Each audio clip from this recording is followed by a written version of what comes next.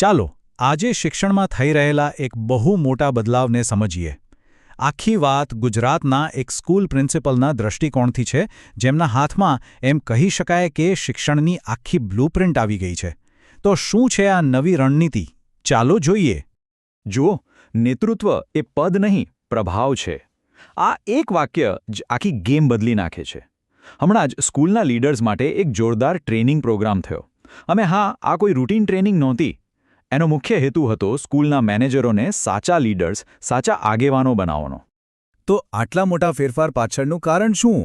એ છે ભારતની નવી નેશનલ એજ્યુકેશન પોલિસી, એટલે કે NEP 2020. અને એને ખાલી નિયમોની ચોપડી ન સમજતા. આ તો એક વિઝન છે, એક સપનું છે, એક એવી એજ્યુકેશન સિસ્ટમ બનાવવાનું જે ક્વોલિટીવાળી હોય, લાંબો સમય ટકે અને આપણા ભારતીય મૂલ્યો સાથે જોડાયેલી હોય. એટલે એક વાત તો સાફ છે, આ કોઈ નાનો સૂનો સુધારો નથી. આ તો આખું રીથિંકિંગ છે.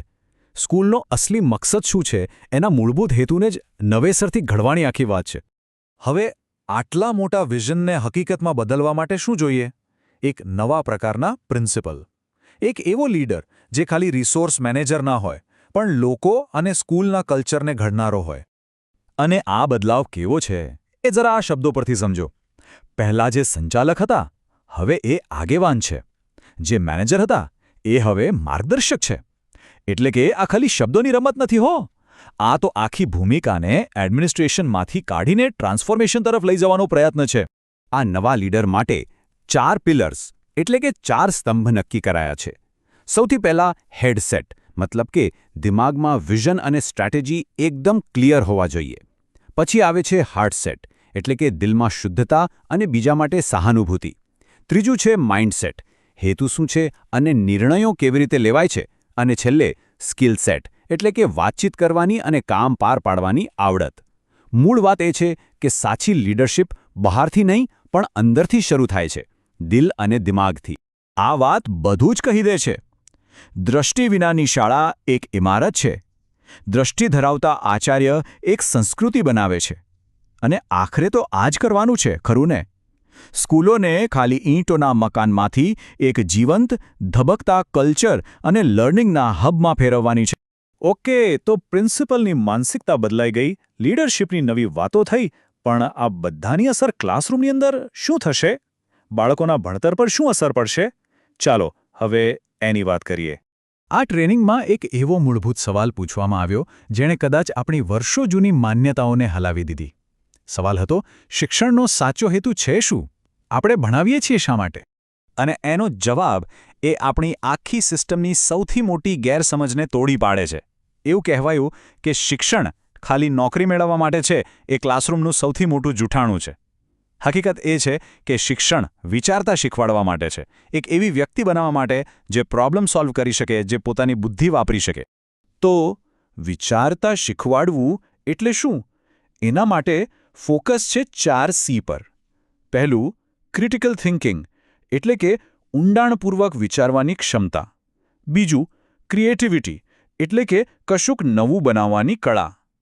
ત્રીજું, કમ્યુનિકેશન, એટલે કે પોતાની વાત બરાબર રીતે કહેવાની આવડત. અને ચોથું, કોલોબોરેશન, એટલે કે સાથે મળીને કામ કરવું. આજના જમાનામાં ટકી રહેવા અને આગળ વધવા માટે આ 4 સ્કિલ્સ સૌથી જરૂરી છે. હવે આ બધી વાતો તો બહુ સારી છે, એકદમ આદર્શ લાગે છે, પણ જમીની હકીકત શું છે? આ સપના અને વાસ્તવિકતા વચ્ચેનો તફાવત આપણને ડેટા બતાવે છે. અને આ ડેટા આવ્યો છે પરખ નામના એક બહુ મોટા નેશનલ અસેસમેન્ટમાંથી. પરખ એ ચકાસે છે કે વિદ્યાર્થીઓ ખરેખર ક્લાસમાં શું શીખી રહ્યા છે. અને પરખ 2024નો આ ડેટા, સાચું કહું તો થોડો ચિંતા કરાવે એવો છે. અહીં જુઓ, ગુજરાત અને નેશનલ એવરેજ સ્કોર્સ, ભલે ધોરણ 3 હોય, 6 હોય કે 9 હોય, ત્રણેય સ્ટેજ પર ગુજરાતના વિદ્યાર્થીઓનો એવરેજ સ્કોર નેશનલ એવરેજ કરતાં ઓછો છે. ચાલો આને થોડું નજીકથી જોઈએ. ધોરણ 3 એટલે કે પાયાના શિક્ષણમાં જુઓ, ગુજરાતનો સ્કોર 55% છે, જ્યારે રાષ્ટ્રીય સરેરાશ 62% છે. સીધો 7 પોઈન્ટનો ગેપ. હવે આગળ વધીએ ધોરણ 6 પર. અહીં પણ એ જ કહાની છે. ગુજરાત 45% અને નેશનલ એવરેજ 51%. અહીં 6 પોઈન્ટનો તફાવત છે. મતલબ કે આ સમસ્યા જે શરૂઆતમાં હતી એ આગળ પણ ચાલુ જ રહે છે. અને ધોરણ 9 સુધી પહોંચતા તો આંકડા હજી નીચે જાય છે. ગુજરાત 39% અને રાષ્ટ્રીય સરેરાશ 43%. અહીં એક વાત નોંધવા જેવી છે કે ઓવરઓલ સ્કોર્સ જ ઓછા છે, જે બતાવે છે કે આ પડકાર કેટલો મોટો અને વ્યાપક છે. એટલું જ નહીં, રાજ્યની અંદર પણ બહુ મોટી અસમાનતા છે. એક તરફ ગાંધીનગર જેવા જિલ્લા છે જેનો ધોરણ 9નો સ્કોર 45% છે, તો બીજી તરફ દાહોદ છે માત્ર 33% પર. આટલો મોટો તફાવત પણ એક બહુ મોટો પડકાર છે. તો આ બધા આંકડા જોઈને નિરાશ થવાની જરૂર નથી, કારણ કે આ ડેટા માત્ર પ્રોબ્લેમ નથી બતાવતો, એ સોલ્યુશન તરફ પણ ઇશારો કરે છે.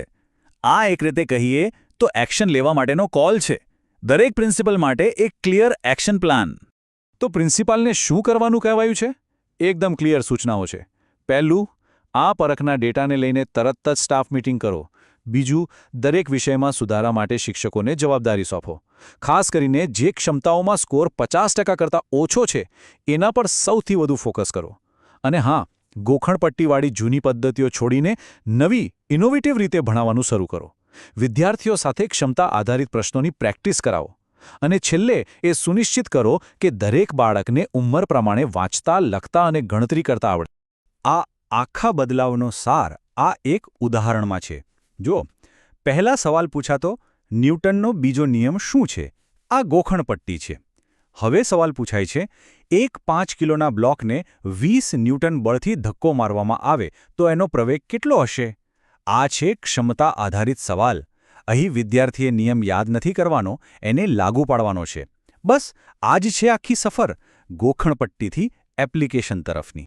અને આખી ટ્રેનિંગનો અંત આ એકદમ પાવરફુલ મેસેજ સાથે થયો. ગુજરાતનું ભવિષ્ય આચાર્યના હાથમાં છે. મતલબ કે હવે પરિવર્તનની જવાબદારી માત્ર પોલિસી બનાવનારાઓની નથી, પણ એને જમીન પર ઉતારનારા એટલે કે સ્કૂલના લીડર્સની છે. તો આ બધી વાત આપણને એક બહુ મોટા અને રસપ્રદ સવાલ પાસે લાવીને ઊભી રાખે છે. જો એક લીડર આખી સ્કૂલનું કલ્ચર બદલી શકે, તો વિચારો કે જ્યારે હજારો લીડર્સને આ જ શક્તિ આપવામાં આવે ત્યારે શું થાય?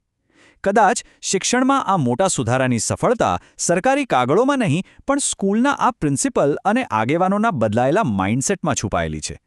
એક સમયે એક સ્કૂલ અને પછી આખું શિક્ષણ તંત્ર.